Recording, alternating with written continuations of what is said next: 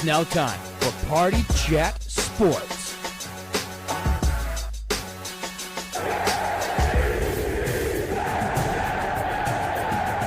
The only thing else I got to say is, how about them Cowboys?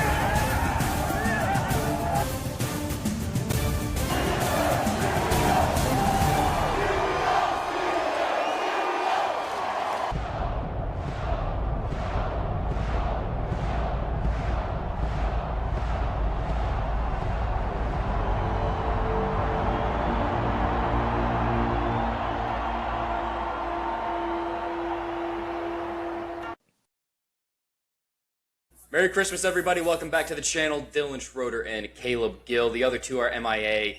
Pretty sus. You know, we were all thinking the four of us were going to be here tonight.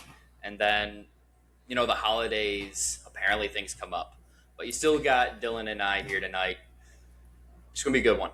We're not going to do our traditional episode, but you got something on your mind there, bud. Yeah, no, I just, it's a good thing we did the holiday episode last time. You know, everyone was like, see you next Tuesday, be there, be square, and then we were debating like what day were we going to do it because everybody was going to be here to record this one that's going to go up on Christmas Eve, so we could have done it then. But crazy hindsight, at least we thought better two flakes in the group. Unfortunate, yeah. It's not like you've never flaked.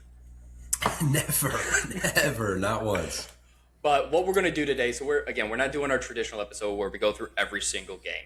There's only so many games that matter this week, and that's for both postseason playoff games and also Tankathon. We're going to look at both because there's one big matchup which could arguably, if we did a game of the week, could arguably be our game of the week for the first overall pick in the draft. We'll talk about that. We are pretty close to having almost every single playoff team decided, and then we'll go into like week 18 with only seeding left to figure out.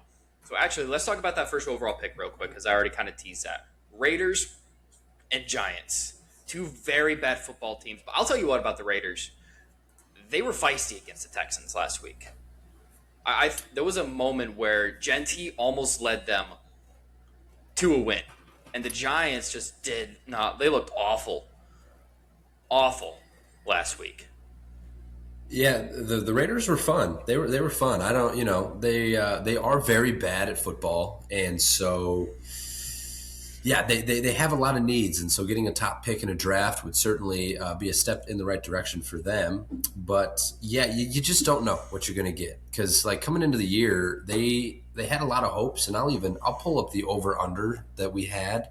Not that it's been updated, but I think we all picked the over for the Ravens or for Raiders because it was I thought the Raiders were going to be fun. Like I thought they were. I didn't expect them to be a playoff team, but what I think I said was it'd be fun.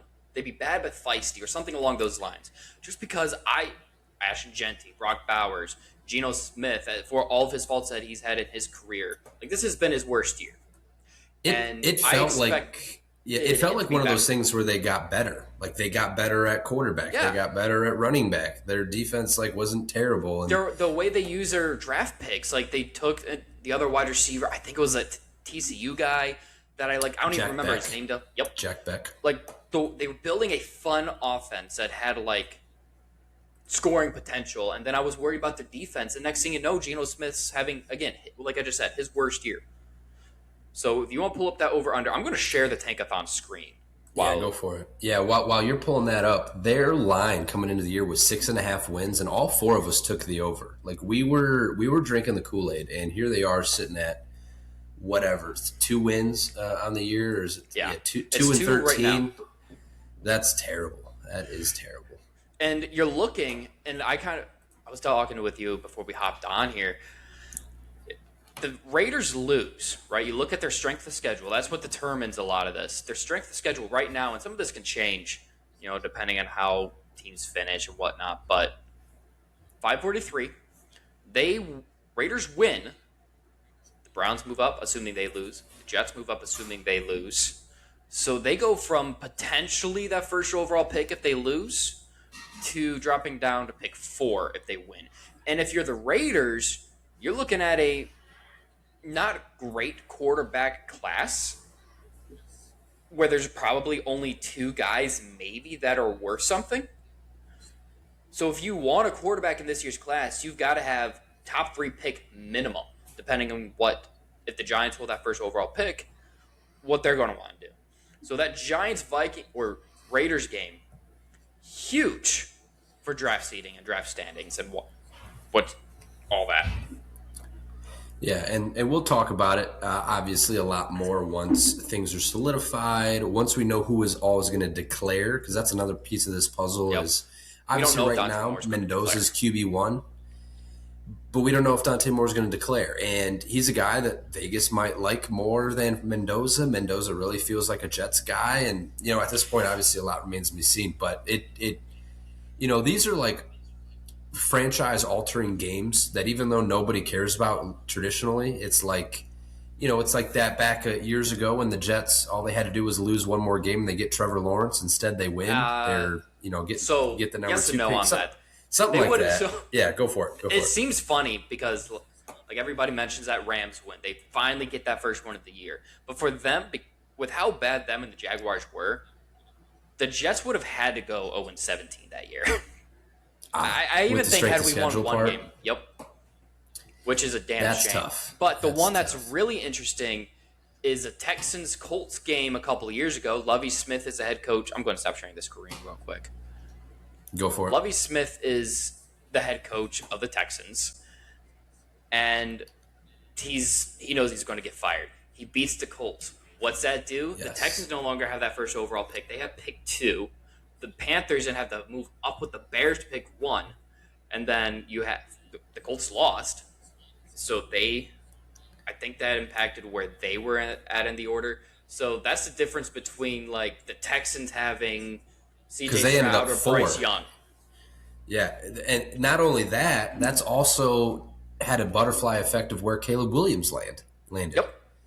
Because then the Panthers had to give up the future pick, and then the Bears, they're theirs. So, yeah, this could if it all shapes out and the Jets have to move up, this, that, or the other, it is a game that can impact the football landscape a lot 5 years from now. So it had to be talked. And Jets fans know this very well because the thing that every Jets fan has been harping on over the last month, once we've gotten into tank mode, it's, are we really going to win these meaningless games? Because we've seen this before where we win a game and we're out of draft positioning. Like, all it takes is one win where it's for the culture and you end up screwing yourself out of a potentially better pick. The cards are going to fall the way they're going to fall. And ultimately, it doesn't matter how fans cheer. It doesn't matter. What I do want to see, though, I want the Giants to have that first overall pick. If it's not the Jets, I want it to be the Giants. I want the Giants to be in control. Because then the Jets could, if they really fall in love with Mendoza or Dante Moore, they can move up. And I keep going back, thinking, what would it take for the Jets to move up this year? I don't think they would have to give up this year's. They'll have to give up their higher first-round draft pick. I don't think they'd have to give up that Colts pick. Because if they're moving from 3-1 or 4-1, you're maybe looking at, second. What I could see the package being is say the Jets are pick 4. That 4th overall pick, and then a first-round draft pick next year. I think that could, because the Jets have 3, that could be enough. I just don't see it because I keep seeing, the Jets are going to have to give up so much. I don't think, because 4-1 or 3-1, the Giants are still more, 3 would be perfect for the Jets. Because the Giants can move from 1 to 3 and still take the best non-quarterback on the board potentially. And you're not giving up the King's ransom. Yeah, and really, if they're only moving up from 3-1, it's not. I mean, you would think it's not going to be that expensive. It could be, relatively speaking. Now there'll be a New York tax just because the Giants and Jets crosstown rivals. There'll be a little bit of that, but it's not going to be the Jets will still have all their draft picks, all their first round draft picks. I'd expect them to keep most of them. The Bears, when the Bears moved up with the Panthers, they gave up a first round pick, 3 seconds, and then DJ Moore. Yep. That first round pick that they were giving up though ended up landing at 15. So that was quite a big jump. If you go back to 2016, I got pulled up all the number one pick trades here. I started looking at this earlier too. Yeah, in 2016, the Titans switching with the Rams in the Jared Goff trade. The Titans got a first round pick, a second round pick, a second round pick, a third, and then a future first and a future third.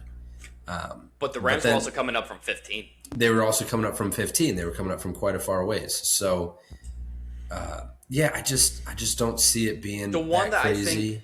I think, the Mitch Trubisky trade where the Bears jumped or swapped one pick with the Niners. I think it's going to be maybe a little bit more rich than that for anybody that remembers that. But yeah, it's not on this list for whatever reason. But nonetheless. Again, This game is going to be huge for draft implications. And like you said, it's going to set the stage for what the next 5 years look like, potentially. The landscape of the NFL could be determined by who wins or loses this game. Yeah, by a game featuring 2 and 13 teams. So yep. It's just, obviously once draft season gets here, it's all going to be set in stone in the order. We'll have so much draft content for you guys.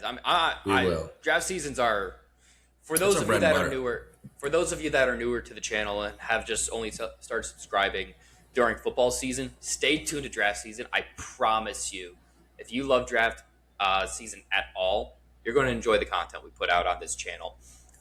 I think that's enough draft talk. I think that's enough talking about bad teams. Let's talk about what everybody really wants to know. The playoff scenarios. The teams that need to clinch, that need to win. Like I said, there is a chance that the only thing teams are playing for week 18 is seeding. That's really it, depending on who wins and loses. Yeah, so let me give you the breakdown here. Right now in the AFC, we have 5 teams that have clinched a playoff berth. That's the Bills, Broncos, Jags, Chargers, Patriots. Not a single division in the AFC has been clinched yet. So like Gill said, seeding is going to be all over the place over the next couple of weeks. On the AFC side, sticking there for a moment, the only 2 spots up for grabs are the 4 seed between the Steelers and the Ravens, and the 7 seed between the Texans and the Colts. Now, right now, both the Steelers and the Texans have over 90% odds of maintaining their spot. The Steelers sitting at 91. Right now, all it takes for the Steelers to clinch in Week 17 is a Ravens loss to the Packers or a win against the Browns. Obviously, the Ravens play on Saturday, Steelers play on Sunday, so that could be decided midweek before the Steelers even play their game. If not, if those things don't happen, it will, like say the Ravens win, Steelers lose, it will come down to a Week 18 AFC North Steelers-Ravens rivalry game to decide that division. I was so mad that the Ravens did not win because I wanted to see that. I wanted to see it come down. That would be an epic game. It would have been an epic game. It would have just been another chapter in the long list of Steelers-Ravens rivalry games.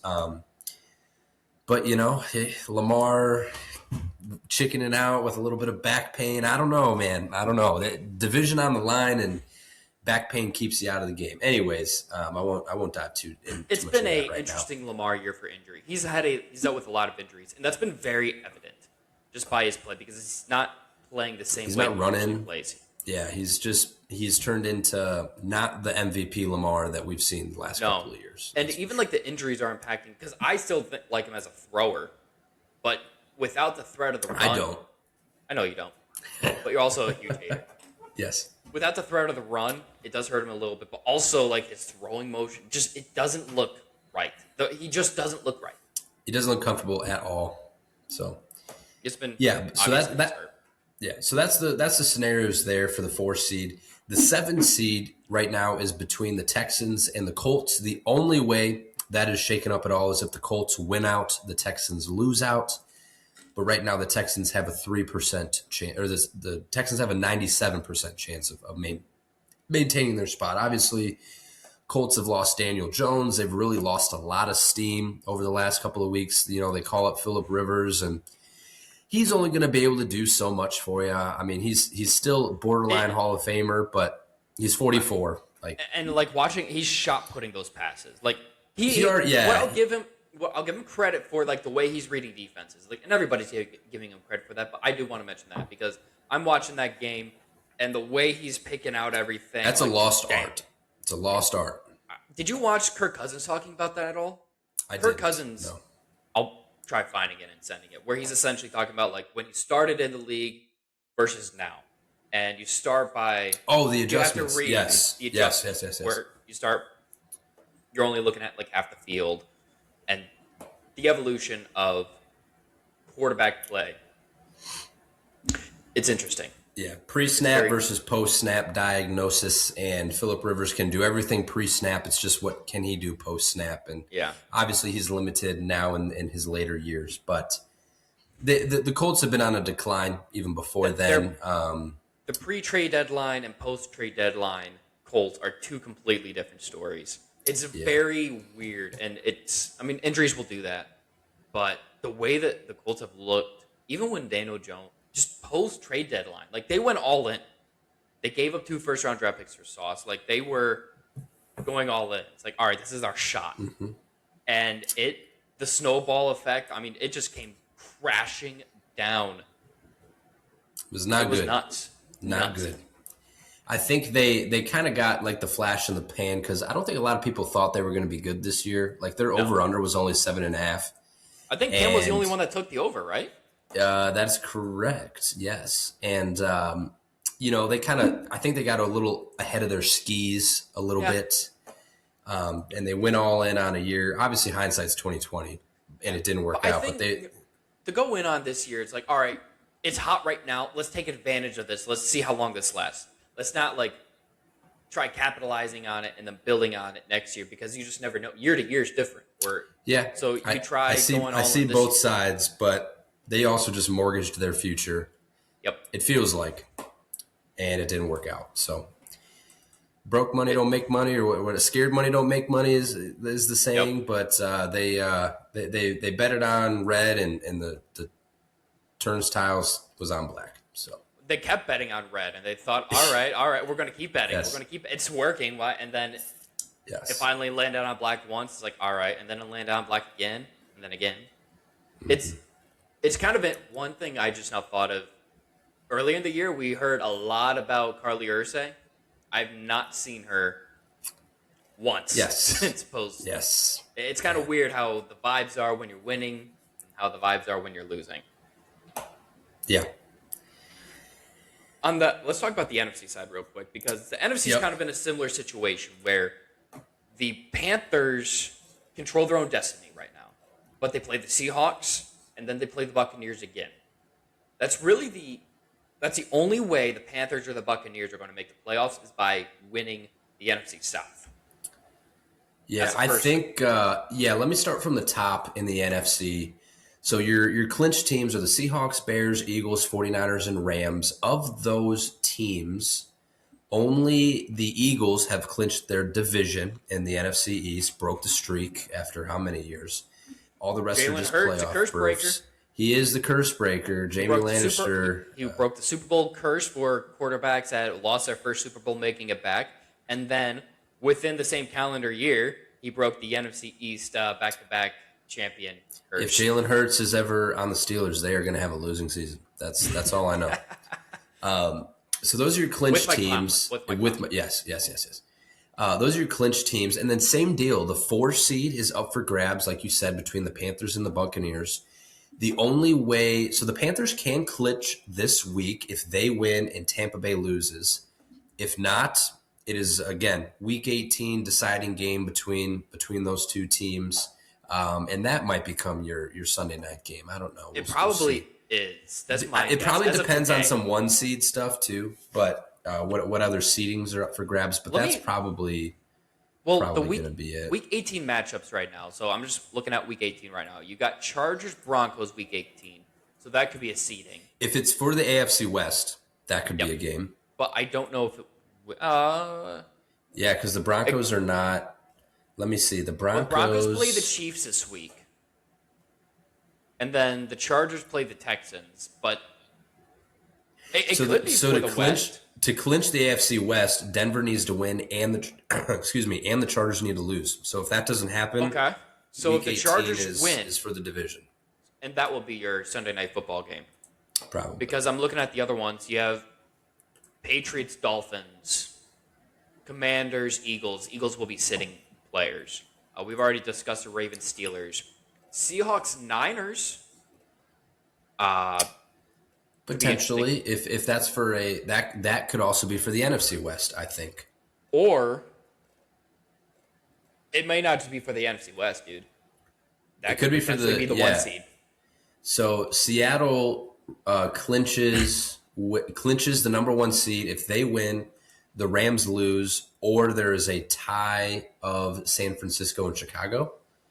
That's a weird one. Because they're both 11-4 right now.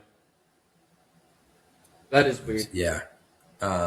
There's a couple ways they can, but the West divisions are likely going to be up for grabs in Week 18. The NFC West has been a bloodbath. I actually, it really hasn't been a bloodbath because they're all they beat everybody wins. else. They beat everybody else, so they just I'm the Super Bowl champs going to come out of the NFC West. That's my prediction as of today. And I mean, I still think the Rams could. Pretty safe prediction, being that they get 3 dart throws at the board. Yep. But anyways, yeah. And the other games that week: Cowboys, Giants, Browns, Bengals, Lions, Bears. The Lions be eliminated from playoffs this week. Yes, that's the next piece of the puzzle. Is Lions and Packers are the last 2 teams fighting for the 7 seed. It really comes down to it, though. Packers would have to lose out. Lions would have to win out for them to flip flop. Yep. Right now, Packers have a 93% chance of. The Packers, they could lose to the Ravens this week, and then go to Minnesota and beat the Vikings. Like, I'm not. As long as they beat the Vikings week 18, they're good. Yeah, and also I think in Week 17 the Lions are going to play the Vikings on Thursday. So if the Lions lose, Bears. Oh wait, Week 17. That is Week 17. Yeah. So the Lions could lose on Thursday, and that division's already wrapped up before the Packers even hit the field. So There's a chance we have stuff wrapped up before Sunday. The Steelers could be wrapped up. The Packers could be wrapped up. Your games before Sunday this week are your Christmas games. Just spend the time with the family this year. It's really not worth. Your 1 o'clock game, Cowboys Commanders. Your 4:30 game, Lions Vikings, and then your Thursday night game at 8:15 is Broncos Chiefs. Where the Chiefs are going to be playing Bo Nix versus Chris Oladokun. Yep. He was the Steelers' 7th round pick the year they drafted Kenny Pickett, but they cut him in preseason, and he signed on with the Chiefs practice squad. South Dakota guy. And had been there ever since and won 2 Super Bowl rings. Your Saturday games, because we get Saturday games because the NFL decides it's the time of year to take away from college football. Texans Chargers, which Saturday is going to be a lot better than Christmas Day, folks. Texans Chargers 4:30, and then Ravens Packers 8 o'clock. There's a lot of that Texas Chargers game. It's a really good AFC matchup. Could potentially be a playoff game preview. Like, there's a world where Houston is playing for their playoffs, right? Like, if they win, they clinch the playoffs. I don't think there's any way they can get the South at this point in time. Well, I guess if the Jags lost out and the Texans won out, they could. So the Jaguars, the Chargers are playing. The Chargers are playing for the West. The Texans are playing for the playoffs, and to keep pace in the South. I mean, this is a playoff game. That's a playoff game. Yep. That's going to be a really fun matchup, and it's going to show you how these two teams are. It's one thing to beat up on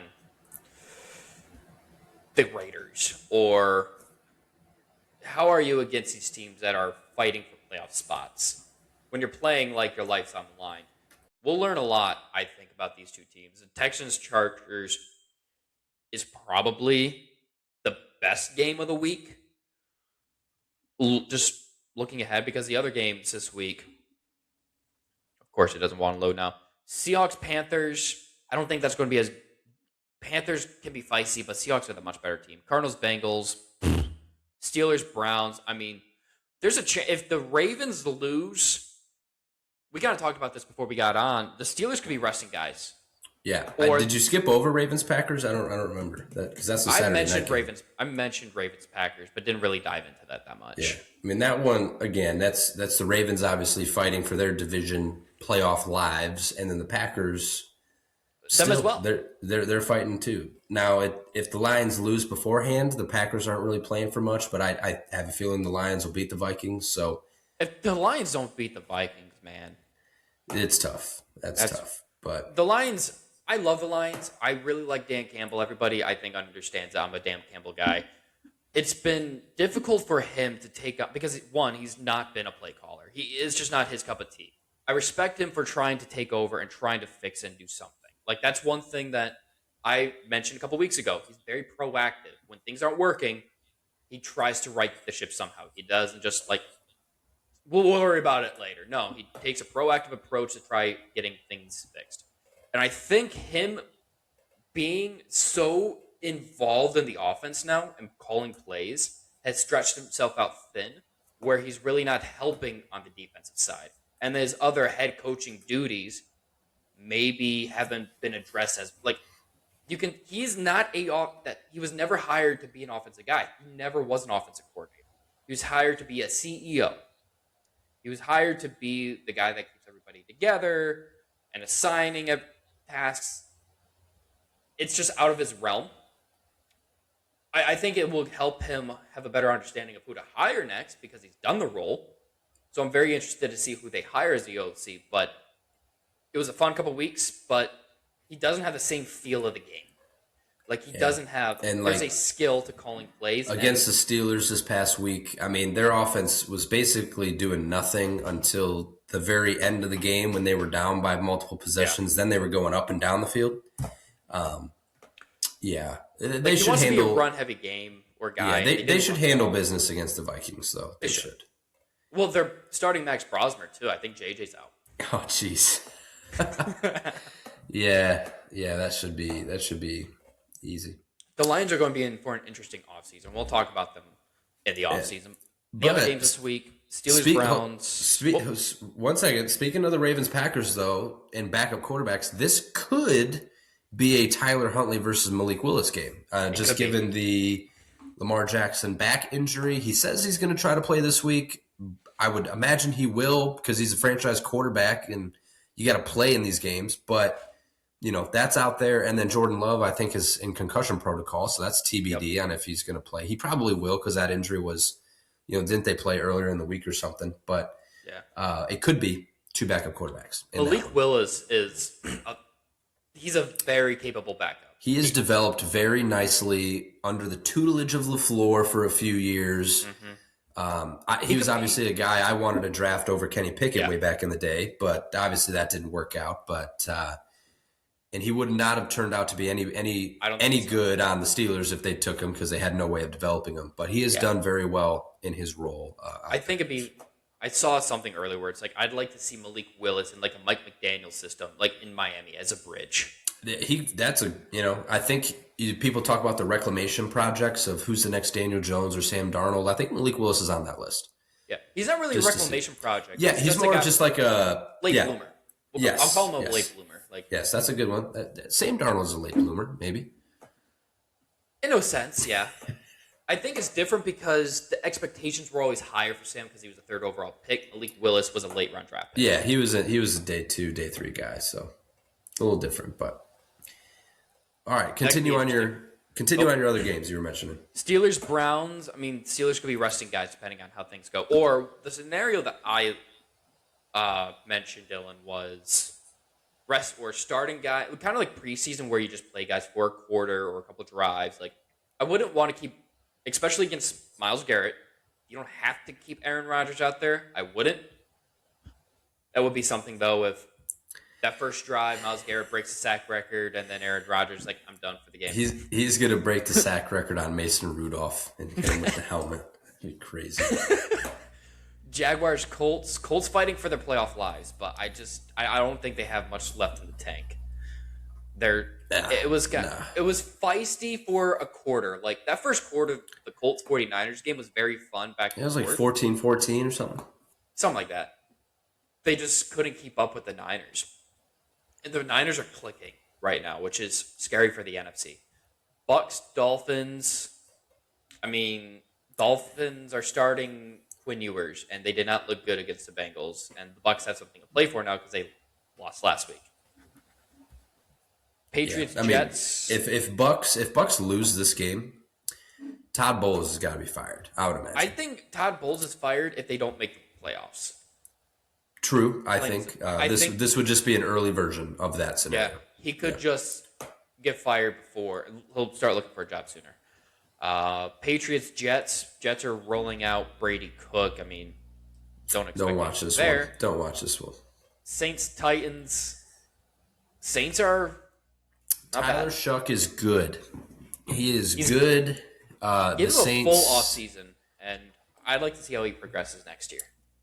Kellen Moore feels like one of those guys that is going to be able to develop a quarterback. Tyler Shuck is doing everything Kellen Moore is asking of him right now. I think it's a matter of let's see that step 2 in year 2 and what other pieces can they add, get him another weapon or two, maybe get some defensive playmakers in there, and the Saints will be stepping in the right direction. But I he's heard shown somebody some signs. talking about Shuck, and I thought it was really an interesting take where, you're coming in, you're competing for the spot. So you're constantly thinking of the mindset of how do I win the job? And then when you get the job, it's how do I not lose the job? Well, now he's playing like he has nothing to lose because he knows he has the job. So he's playing a little bit more free. He's not as tense. And I think when quarterbacks know the job's theirs, that's when they can. I think that's part of why he's performing better because he just knows it's his job. He can relax a little bit and just go out there and play ball. He's not watching over his shoulder. Is Rattler going to come get this back? Yeah. What I think is very interesting is that the first quarterback we talked about in this game is not Cam Ward, the number 1 pick. And I think that just that's a testament to the season of the Titans. It's been bad, not in the national spotlight. I know. I mean, and I don't think Cam Ward has been playing bad, and he's had some good highlight moments. He hasn't been bad. He hasn't been good. He's 13 touchdowns to 7 interceptions. I mean, his last 2 games were each 2 touchdowns, 0 interception games. His 2 best games of the year, actually, the last 2 weeks against the 49ers and the Chiefs. So, I mean, in the beginning of the year, he had 1, 2, 3, 4, 5. He had 6 games in a row with an interception. The last 1, 2, 3, 4, 5, 6, 7 games, he's only had 1 interception, and he's had 8 touchdowns. So he's turning a corner, I think. And same deal though. Let's see what happens in year 2. It's going to be like Trevor Lawrence situation where Trevor Lawrence's rookie year was essentially we're going to forget about that. Everything that forget. That it doesn't count. It doesn't matter. That's going to be Cam Ward. I mean, they're going to be a new coach in there. Everything's going to restart. What sucks and what scares me is the names, the coaching list for candidates. If you're looking for specifically offensive guru type, Matt Nagy is the one that keeps getting thrown around. Mike McCarthy. That'd be so good. Yeah, that'd be the best. I think that's the best. McCarthy. Did we McCarthy talk about that last week? I think we did. I think Drew brought it up. We were talking about head coaches, and he said McCarthy into the mic, and it definitely makes the most sense for them. He gets a lot of hate, but he comes in. He's at least will stabilize the franchise, which I think was a term that you two threw around. Yeah, that's what you need. And he's an offensive guy. He'll be able to develop Cam, and we'll see.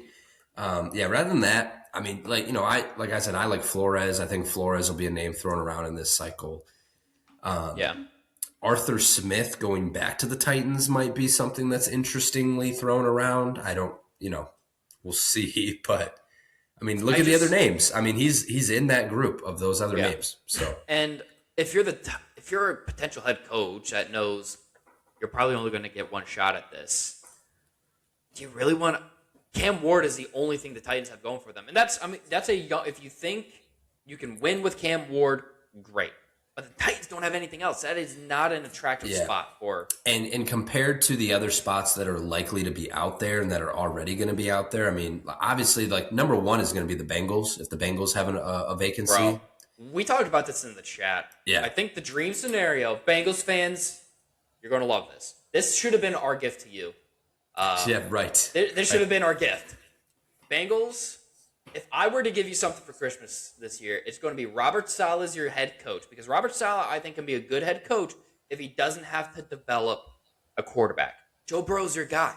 And he's also, Saleh's got the energy to get Burrow to buy back in.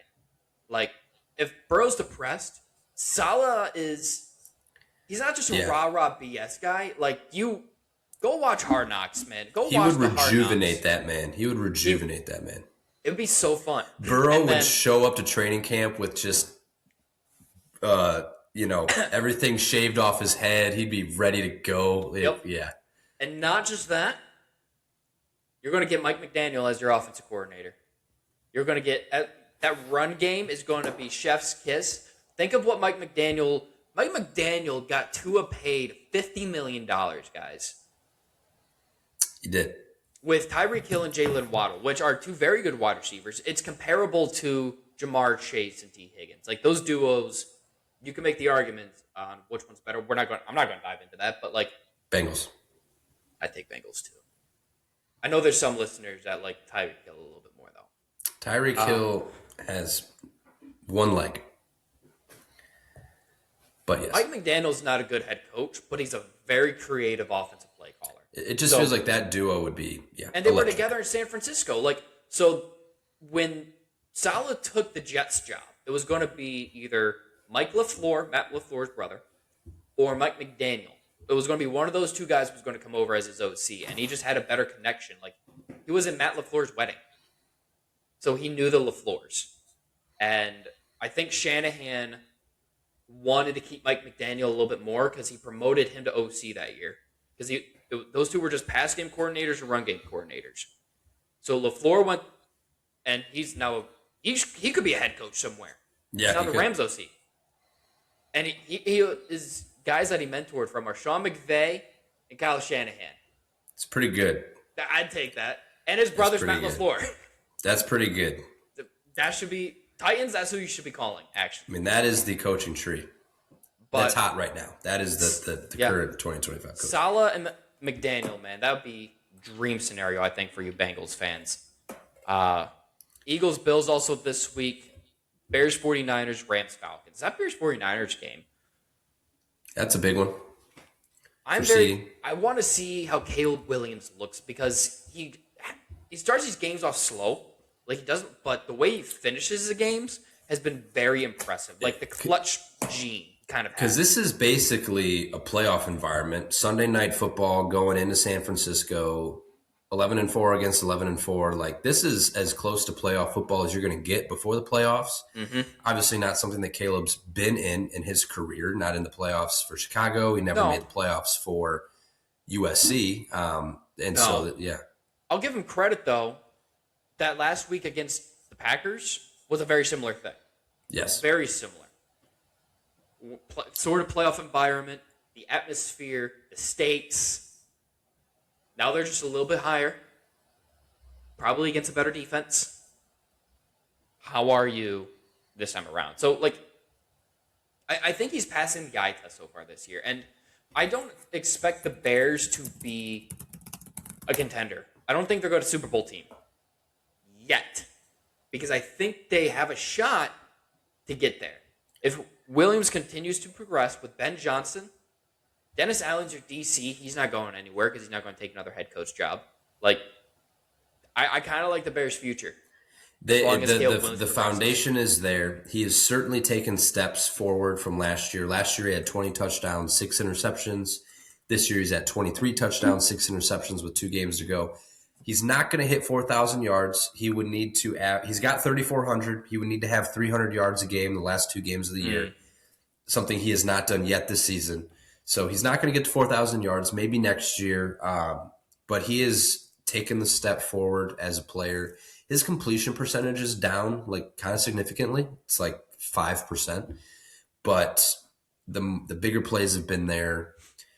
And it's just, you're right. The eye test has been good for Caleb Williams this year. I think some of those completions, it's different concepts. Like he's pushing the ball a little bit more. He is. So you're going to have more incomplete passes just because you're forcing. And in the one game I watched, obviously the Steelers game, there was so many plays left on the table because the ball was just out of reach or just behind the wide receiver. Like there was a lot of plays there but they were downfield. They were 15 yards, 20 yards downfield in the middle of the field. So there's room to grow, and it's what you want for number one pick, man. That's what you want. It's not going to be perfect right away. And for people that expect him to be perfect, I'm sorry, but he's a year two quarterback. Yeah. And his second. He's 24. He's 24. He's brand new playbook. He is first on the list if you're talking about 2026 who could turn into the next NFL superstar. It's Caleb Williams. He's on. I'm curious, when they come out with the futures odds, what his MVP odds are going to be for 2026. Are you looking at? Yeah. If there's any odds up right now? I doubt that they will show it, but because I'm just gonna give it a shot. That would be an interesting bet to place. That'd be an interesting one. Yeah, it's only showing this year, but something you could probably look up on Kalshi, but I'm not doing that. I'm not doing that. I'll lose my social security number. Yeah, that would not be fun. That's really your games for this week. And Eagles Bills. It's fun. It doesn't really mean anything, but it's fun. Right. It means something for the Bills for the AFC East, I believe. But let's see. Do they play each other Bills the play Patriots the Jets. next couple. Yeah. But the Patriots' next two games are the Jets Dolphins. So theoretically, it could mean something. It probably doesn't though. But the Patriots are currently playing for the number. They're not just playing for the AFC East. They're playing for the 1 seed. The Bills are playing to potentially jump the Chargers for the 5 seed, which in this case right now would mean a road game. Instead of going to Jacksonville, now you're going to Pittsburgh, which is probably better. Who do you? So it looks like I'm assuming the Steelers are going to make the playoffs right now. Well, let's play fantasy in the world where they do, and I am not by any means saying they're going to because I have seen crazier things happen. I want the Chargers. I want nothing to do with the Bills. Bills are better team than the Chargers. I've already seen it. I don't need to see it again. When we played the Chargers in their house, we had that game won. If it wasn't Aaron Rodgers' worst game of the year, it was by far his worst game of the year. I enjoyed it, and the box score ended up being lopsided. But third quarter, it was a close game, and it felt like we were the better team. If Rodgers literally wasn't the worst version of himself all year. Now, flip side, Rodgers is playing the best football he's played in 3 years, maybe 4. I would love to see the Chargers again. I would have no problem seeing the Chargers again. I think seeing the Bills again would also be I'd be fine with it because I think, again, with Derek Harmon back on the field, which if you haven't seen the splits, Derek Harmon on versus off the field, it's crazy. They're averaging 100 yet less rushing yards given up when he's playing. He's just a monster. So that feels good to nail your first round pick. I will say that. I think that game second time around would be a little bit different. That again was a game the Steelers had in that third quarter, and the Bills just ran away from it. That was the first play of the third quarter. Rodgers sack, fumble, Bills score. Momentum was lost at that point in time, but that was a very winnable game for the Steelers as well. But how would you feel against the Texans? Worse, I think, because I feel like that defense is so good. But the Steelers aren't going to be favored in any of those 3 games. But just given the way they've played the last couple of weeks, and I've said this all year, they can beat anybody and they can lose to anybody. It just depends on what version of the Steelers shows up. And at least with the Chargers and the Bills, they've already lost to those teams once. It's hard to beat a team twice. It's even harder to beat a team 3 times. But, you've already seen those teams, so you're not going to be surprised. by anything. So we're going to do a little exercise real quick. I'm going to pull up this playoff machine. And this will probably be how we wrap this pod up. So let's pick these games real quick. Let's just go through and see, kind of like predict how the playoffs Yeah. So I think Cowboys. Yep. Lions. Broncos. We'll come back to this Texans-Chargers game. Yep. Packers-Ravens. I kind of want to say Ravens. I feel Packers. Let's come back to that one for a second. Okay. Steelers over the Browns. Patriots, Saints. It's not like some of these matter. Rams, Falcons. We'll come back to that. Bills, just because they're playing for something. Bengals, Seahawks. I'm thinking Seahawks. Yeah, Seahawks there. Buccaneers Bucks. there. Jags. Okay. So Texans, Chargers. Who's favored in this game? I'll look that up. Pull that. Chargers are 1.5 point favorites at home. Yeah, I'd give it to the Chargers. They've been pretty good this year. I kind of like that. It's just the Texans have been on like a 7-game heater. Yeah, and then let's give Ravens over Packers. We'll see how this. We got the Steelers winning, so that game's not going to matter to the AFC side of things anyway. Yep. So I think we've got everything week 17. Nope. Bears, 49ers. I'm thinking 49ers. I just think we can do 49ers for now, but then we'll just come back. So, okay, so even in that scenario, Bears are still the 2 seed as of that. Well, what if even then it doesn't matter what the Eagles do. Interesting. Okay. All right. So Rams. We'll come back to this. This doesn't matter. Patriots. I think Patriots because if the 1 seed is still on the line, that's they're going to what play. I wanted to see. Yeah. Was if the 1 seed's on the line or not. This might be a resting game. We'll come back to this. Actually, in this point in time, that would be a resting game too. So I'd give it to the Ravens. Yeah. We'll come back. Yeah. Texans, Jaguars, Jags. We'll come back. We'll give it to the Bills. Sure. It doesn't matter. So this might be a resting game. Okay. So I think the Bucks are the better team, but the Panthers are the team that's more hot right now. Yeah, I think Bucks are just falling apart. If I were to put money on it, I would pick the Bucks just because I think Baker Mayfield has the chance to come alive. But this could be Bryce officially saying, "Hey, I'm not as washed as you think I am." Here I am. But essentially, that is going to decide the 4 seed in the NFC for sure. Now, what happens if the 49ers? Holy smokes! This is going to be your Sunday night football game. This is your Sunday night football game, last game of the year. What's going to decide the 1 seed in the NFC? Yeah, that's crazy. Because we took the 49ers to beat the Bears, and we took the Seahawks to and then the Rams are not getting the 1 seed. Yeah, flip the Bears.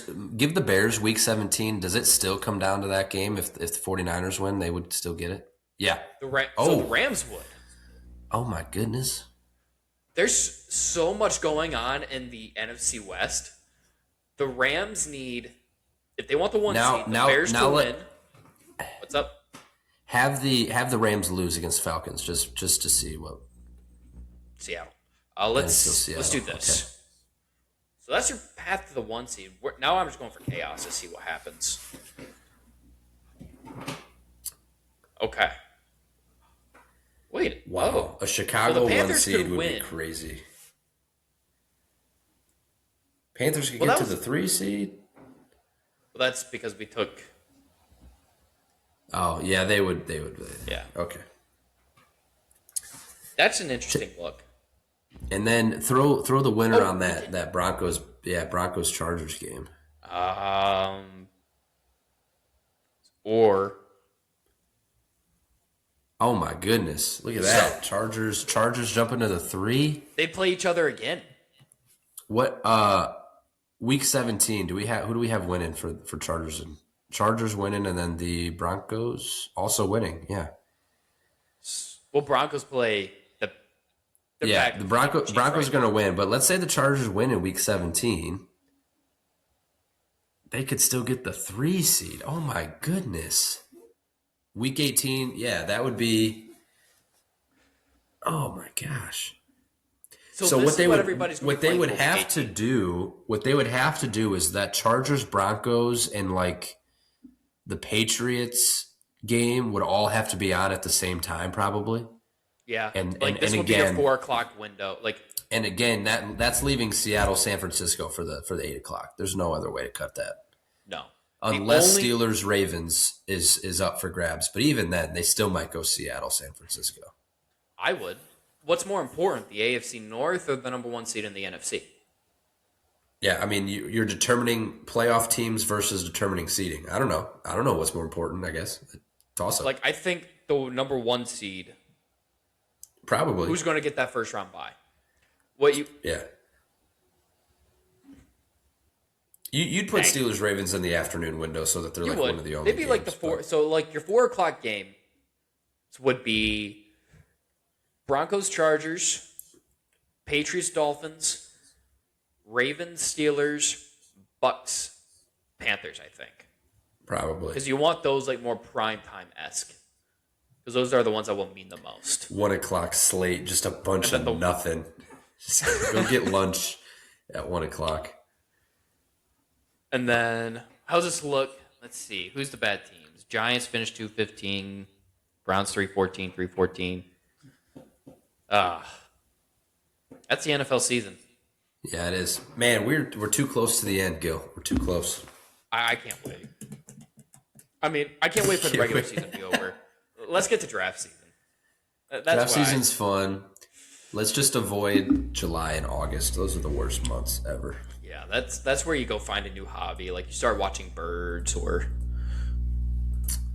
that's... Yep. Is there anything else to discuss?